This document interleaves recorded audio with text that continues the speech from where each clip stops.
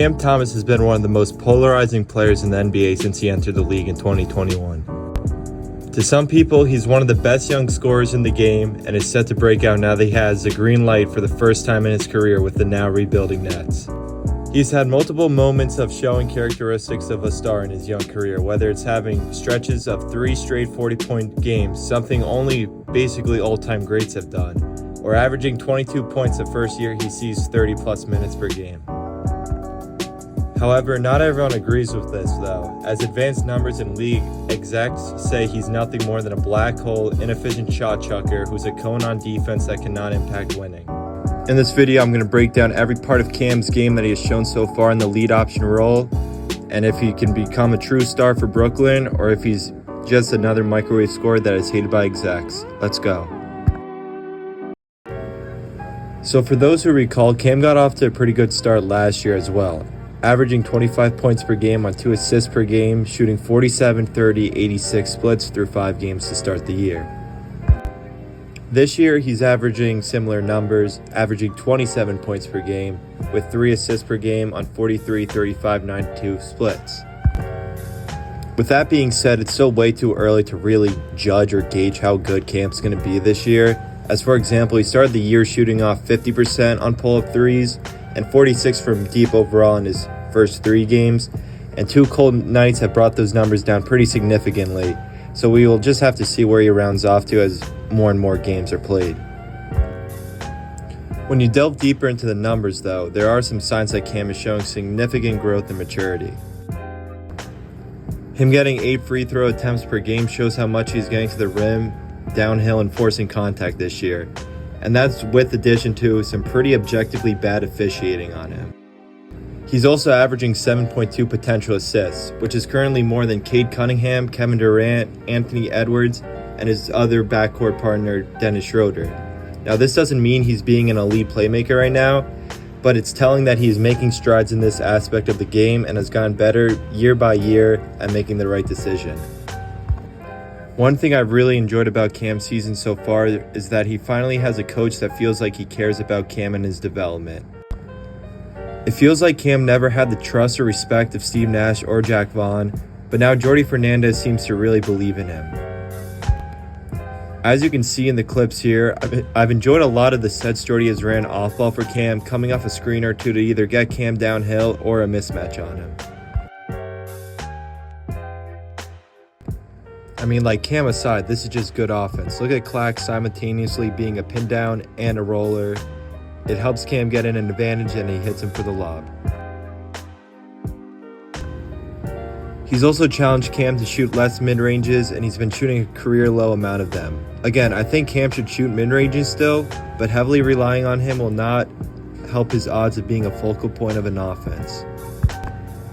It's better to rely on mid-ranges and tough shot-making as a fallback and not a reliance on your scoring arsenal, and Jordi's emphasis on this and his play calling will help Cam. If Cam can draw contact and get to the rim at will and finish there, as well as hitting the 3-ball consistently, he's going to be honestly one of the most versatile scorers in the league because we know the mid-range is a strength of his.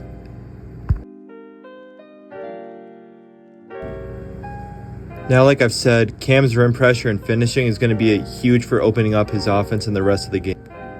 Even though he's probably gained some weight since entering the league, there have been times where he has looked super explosive getting to the rim this year. This appears to be a promising combo for Cam so far, as his bulk has helped him draw contact and fouls as well as finish through it, but there have also been times where he has simply just gone by defenders or is quick enough to just blow by them and finish at the rim. Now, the key for Cam going forward will be efficiently finishing at the rim and drawing contact there. While he has always been a crafty finisher and the floater this year has looked really solid, there are still times where a small size gets to him and he either gets no call or swarmed by bigger, longer defenders. If he can start getting his respect with calls and keeps improving finishing through contact, I think he will have enough to be a respectable finisher in the league, as I believe in his ability to get downhill and blow by defenders.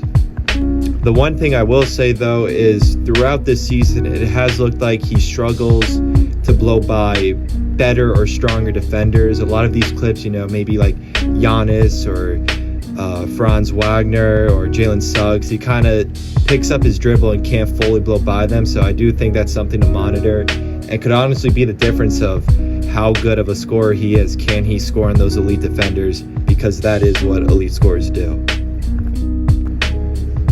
Now, along with the finishing, another important part of his game is the three-point shooting, is the pull-up shooting. We have been talking about that. He got off to a really good start. Again, it's only 5 games, but in those first 3 games, he was shooting 50% on pull-up threes, which was a league best at that time, and he was shooting 46% from deep overall.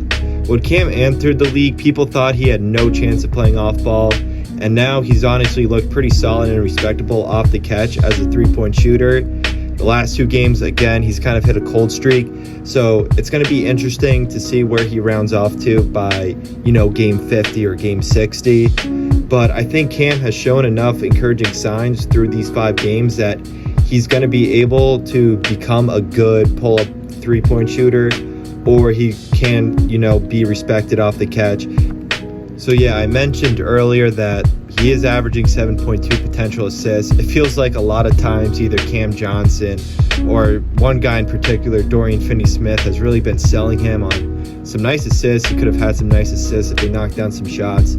But overall, Cam has definitely gotten better as a playmaker. Like I said, when you look at Cam from year 1, he couldn't play off the catch. He couldn't catch and shoot threes. He couldn't really pass in year 1. And now he's may not be elite at those things, but he's definitely better. Honestly, just him being not like a really bad playmaker is going to do a lot for him. And again, he's not making Chris Paul level passes or completely breaking down a defense just off of his vision, but it feels like he's not forcing into tough shots more, and instead he's willing to pass out, even if it doesn't lead to an assist. And again, that's another really big positive of having a coach who believes in you in Jordi Fernandez. His offense, Cam aside, has just been surprisingly good. That could be a whole nother video in itself. But with how his offense is ran, there are going to be a lot of opportunities for Cam to get assists, to hit open guys, and just improve his playmaking overall. And I think we've already seen that a bit. Going forward, I think these are going to be the biggest keys for Cam in terms of, cementing himself as a core piece for the Nets going forward as they, really get this rebuild underway, as well as earning a second contract, earning respect around the league. First off is going to be if he can keep getting to the rim. Is he going to be able to get a whistle consistently? Are there going to be nights like in Memphis where he's going to be able to, kind of bail out a bad shooting performance and get to the line like 10 times, and that's another extra 8-9 points right there? Is he going to be able to finish through contact, or is he going to get swarmed up by bigger defenders, by elite rim protectors? And is he going to be able to blow by guys and be explosive enough? He's never really been the most explosive first step guy, so it's going to be interesting to see how, he can keep getting downhill and if he can keep bending defenses at this rate. And then again, speaking of Schroeder, he's kind of playing his way to the point where the Nets are probably going to get a good offer and maybe even deal him. So ideally, I think it would be smart of the Nets to move on from Schroeder, because that will help their tank out if that's the plan for this year, which I'm 90% sure that it is the plan for the Nets. And that would give Cam the opportunity to be a lead guard. I think that's something the Nets should seriously consider, not just because of the haul Dennis could get you, but also because that second half of the season, seeing Cam as the lead guard could truly determine if he's good enough to get that extension. Now, I love Cam. He's honestly been one of my favorite Nets. He's the second longest tenured Net at this point. He was drafted by us. He's homegrown, all that good stuff. And I would not be surprised if the Nets don't give him an extension. Now, it's nothing really to do with Cam, but it's more so the fact that, is it smart to pay small microwave scoring guards who probably might get played off the floor in a playoff setting, or, don't have the all-around, offensive capability to hit that all-star level? I mean, you look at contracts like Tyler Hero or Jordan Poole. Now, I do think Cam Thomas is a way better scorer than those guys. It is just something the Nets are going to have to factor. But one thing I will say, though, is I think the Nets are going to be bidding against themselves. Like I said earlier, Cam's reputation around the league probably isn't that good. That might not be his fault necessarily, but it's more so having to do with his archetype. So maybe the Nets could get him on a cheap deal and take advantage of the fact that no team with cap space is probably going to want to spend it on a small, non-all-star guard, with all due respect to Cam. And hopefully the Nets are smart and realize this and say, we'll give you the best offer, but it might not be what you expect. The Jalen Green contract kind of feels like a precedent. I do think Jalen Green got slightly overpaid. I do think he's a really talented scorer, but again, is he an all-star level player, and is he giving you something more as a scorer? So I think the Nets should kind of have that overall approach to contract negotiations with Cam. Anyways, that's going to do it for today's film session or breakdown on Cam Thomas. I'm really excited to see how he plays the next 77 games, and I'm hoping he could really, cement himself as a core piece for this team going forward. Let me know if you guys enjoy this type of content. I definitely plan on making more, film-ish breakdowns going forward. So leave a like, subscribe if you haven't. I appreciate all the love, and I'll see you guys all in the next video. Peace.